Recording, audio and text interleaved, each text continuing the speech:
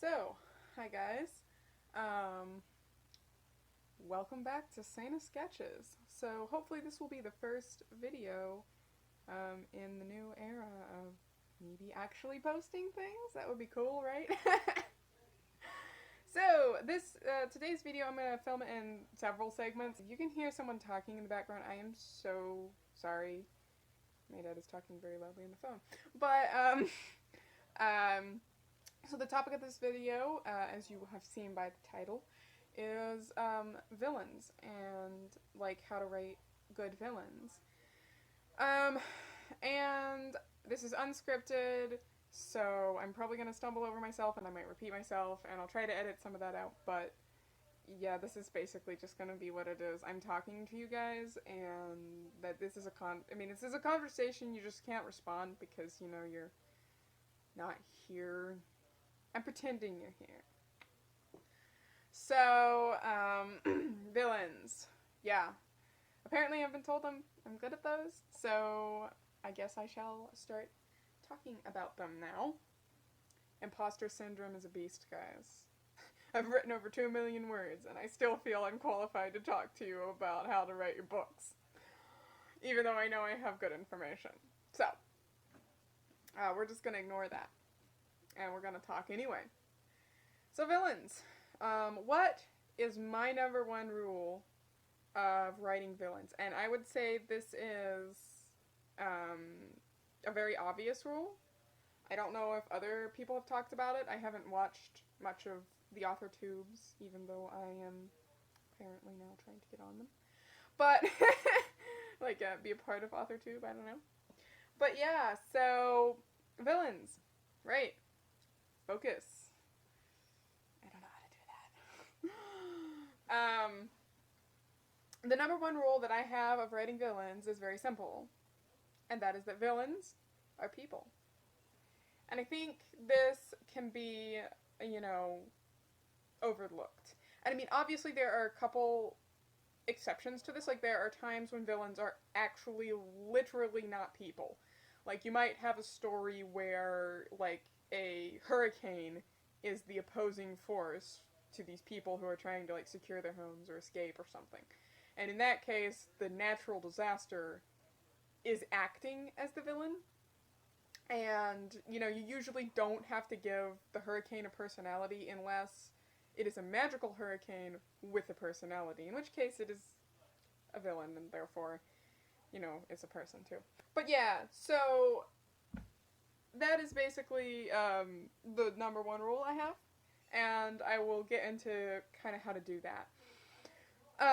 Keep in mind that when you're writing a villain, any villain, most villains, I mean, okay, there are a few exceptions, but most villains, if they're good, believe that they are the hero of the story, or otherwise believe that they, are in the right, and, like, their wrong is going to be outweighed by the things they do correctly in their head. Um, and sometimes they're kind of forced into being villains and they feel trapped and they accept that. So there's lots of different ways to make your villains interesting. Sometimes people just decide to be terrible people. I mean, that happens. But usually there is, every villain does not need a sob story. I think this is a big failing in, the books being published right now. That I've seen a lot of this is, like, every villain has to be sympathetic. It's like, oh, they've got to, we've got to know what happens to them. And, you can only hear about a villain's parents dying so many times before you stop caring. So, if you're going to do that, you can do that and make the villain very sympathetic. But it's got to be organic to the story, to the situation, to the person. You really have to understand the villain as a person. Like, who are they outside of their villainy, outside of what they're doing? Where did they come from? What was their upbringing? What is their personality? What do they like? What do they hate? Everybody loves something. Everybody hates something. Most villains aren't just over here like, I'm going to do this evil thing and it's going to be fun and that's what I love. there's usually more nuance to a person than that. So, like, maybe your villain really loves M&Ms. Like, he just loves them, and he always keeps them on his desk. You know, there's tiny little details like that you would think, oh, that doesn't really matter, but it does. These little things make people people. You know, we do everything we do it for a reason. And this is kind of getting into, like, kind of how our brains work. I wouldn't say psychology because I'm not a psychiatrist. I haven't done any of that study. I'm not gonna lie, it would be kind of interesting. But um, you've got to, you know, kind of figure out every little detail about, you know, just like you would of your hero or your ally or your other characters in your story. You know where they come from. You know, they've got a backstory usually. You know who they are and what they like. Your villain is just as important, if not more important, because you see, the villain drives the story, usually. Okay, we'll talk about this in a video with heroes. I'll do a video on heroes too. But your villain is the driving force behind your story, okay? So, no matter what it is, there's always something driving the events of your story, and that generally is taken up by whatever fills the place of your villain. So if they're a person, then they're going to be opposed to the hero. And whatever the hero's trying to do, they're trying to stop it. Usually, in most stories, generally, you know, tropes are a reason. Tropes are there for a reason. I like to say that. And, like, they can be overdone and they can be done poorly, but there's a reason they work. And usually, you know, you've got a situation where your hero has a nice life, or maybe not a nice life, but a life that they deem normal. This is what they're used to. And then the villain is what comes in and disrupts that for whatever reason. It can be very personal, it can be very, you know, removed. That's not the deal here. But, you know, you've got to make your villain interesting because they are actually the most important. Oh, hi, Mother. My mom giving me drinks. They're actually the most important component of your book, is what I was going to say. If the villain is not interesting, I mean, like, there can be good stories where the villain is not very interesting, but if the villain is not...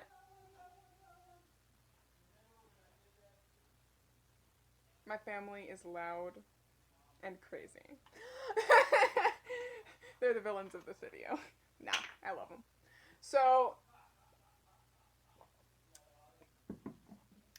where was I? Oh, gosh. Watch Sana lose her mind. Train of thought derailed. Goodbye. Oh, we were talking about villains. Yes. I am a professional. So, yeah, basically I was saying they were the most important part of your book because they are the driving force behind it, and so it is important to make them interesting. And even if they are determined to be stupid and annoying, like a specific villain of mine, I'm looking at you, Roderick. They have to have purpose behind all their actions. Even if their purpose is kind of lame, in our minds, it's like, well, maybe your villain just wants power. That is a reasonable thing for a villain to want. And, you know, we have to understand that there's a reason there's a lot of villains out there that want power. It's because, you know, when people get into power, it's very easy to be corrupted and to long for more and to seize more than, you know, we as human beings should be allowed to have. That's just kind of a nature of humans in general that I think a lot of people like to ignore and pretend doesn't exist, but it is real, and that's why there are villains like that. However, if your villain is a power-hungry villain, it's important not to let them just be like, power. Power is my only thing in life. Ever. Because usually people aren't that one-dimensional, or even two-dimensional. You know, we want more than that. You know, there's enjoyment of life, there's things that we like to do. And so it's important to figure out what those are in your villain. And one way to do that is, I call it the vices and virtues, as I was taught. Um, so every character in your book is going to have vices and virtues. And these are important to pick out. And, you know, if you've been writing long enough, like I have, sometimes it just kind of comes naturally. You don't really have to, you know, be like, oh yes, my hero's virtue is kindness, and now we have to figure out how that works. These people just come to you and they're like, hey, this is what I am, and you're like, okay. Um, but it's important to, as you're starting out, or even as, you know, later in life, later in writing career. I'm not that old, guys. I'm 22. But in your writing career, it's important to write these things down, so you can remember them in case you get off track. You know, you might write a scene and you're like, this feels really flat. I wonder why. And then you look back at your character list and you're like, oh, so and so wasn't doing what they were supposed to be. I was making them do something they didn't want to. So that's very important. So it's good to write down these vices and virtues. And because my timer on the video is getting long and my phone will not send long videos to my computer where I edit these, I'm going to turn this off and start a new film. Alright, so virtues and vices. These are very important in character building. And obviously, I think I made a little, I called it the Mary Sue Avoidance Guide. It's like a little character builder that deep dives kind of into characters' personalities and less into what they look like. Because, you know, I think a lot of character builders are like, you know, physical, what's their personality? Physical, that's not very helpful. Because when you're using a character builder, you want to determine the personality, and so you want pinpointed questions to kind of help you figure that out. So I made one, and I think I should be able to link it down below, so I will do that. And you can use this for any character, villain, hero, ally, love interest, whatever, mentor, whoever the heck you're writing. It's not specific to any of them. And I probably could make it more detailed, but yeah. So, vices and virtues, back where we were to begin with, these are very important. And I've said that like 8 times now, so I'm not going to do it again. Watch me do it again. So, with like a hero, you generally want more virtues than vices. You want both. So, like, let's say you have 5 things your hero really stands for. These are their vices and virtues. And 2 of them are vices, 2 of them are genuinely bad things. Like, your character's vice, I think it can be done. Okay, it can be done that your character's vice is that they're too nice. However, this is an extremely nuanced thing, and in order to do it, we have to understand where too nice is coming from. You know, they're a people pleaser. Why is that happening? Well, they're cowardly. And fear can be a genuine vice. You have to write it as a genuine vice, because I think a lot of people say, well, they're afraid, it's not their fault. That's not true. Fear can genuinely be a vice. As a person with anxiety, I know this. It's gotten in my way a lot. So, it's important to keep the vices true vices. And if you're not, you know, if it is something like they're too nice, and this is kind of on the hero spectrum, I'm using the hero to talk about the villain then. So, compare and contrast.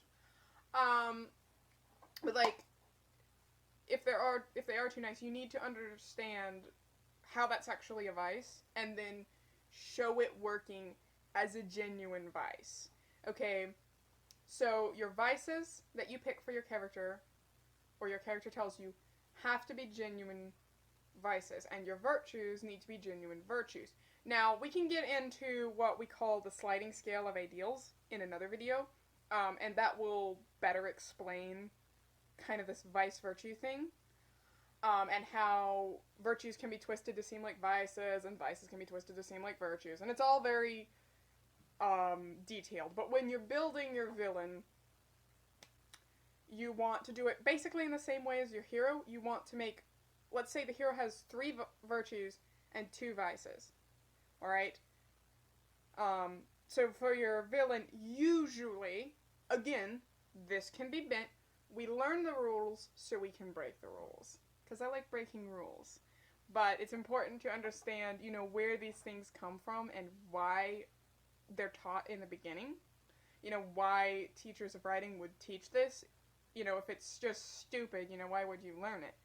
So, rules are there so we can learn them, understand the process, and then break them however we want to. And that's how I see rules. It's probably why I'm such a being of chaos. But anyway, villains need, usually you would give them maybe like 1 virtue and 4 vices, or 2 virtues and 3 vices, or something like that. Just a little bit more on the vice level. But villains can have virtues, and this is what I really wanted to get to with all that rambling. Villains can and should have virtues. Something that makes them, something that we would look at and taken out of their, villainy, whatever they're doing, we would consider a good thing. I'm trying to think of an example. So, like, Vasilios. He's one of my villains.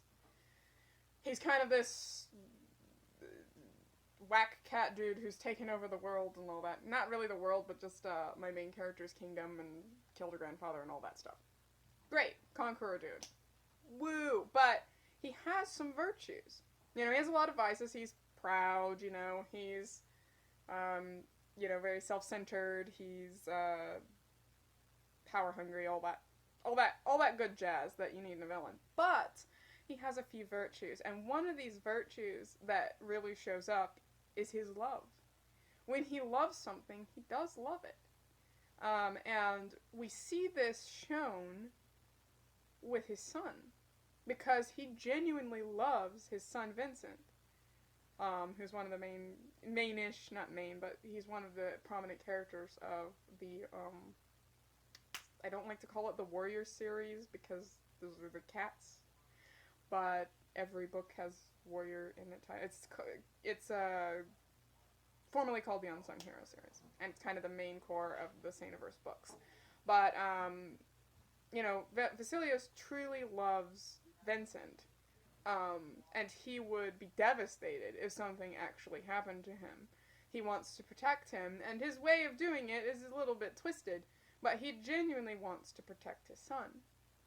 And so he is protective of the things he loves, and he genuinely loves things. He's not detached from, the creatures around him totally. I mean, certainly there's ones that he has deemed stupid and worthless.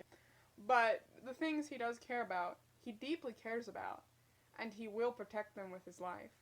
I truly believe that Vasilios, if given the chance, would die to save Vincent. And so it's important with these villains. A lot of V words in this video.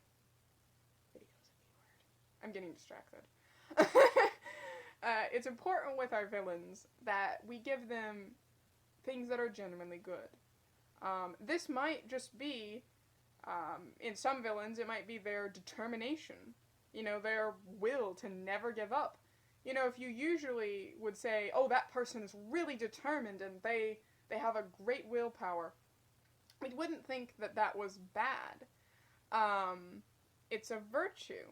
It can be spun bad because of the vices that surround it, but it itself, the determination to get things done, is not a bad thing. So, this is kind of the balance you find with your villains, is you genuinely give them something that is good. But this will make them more likable.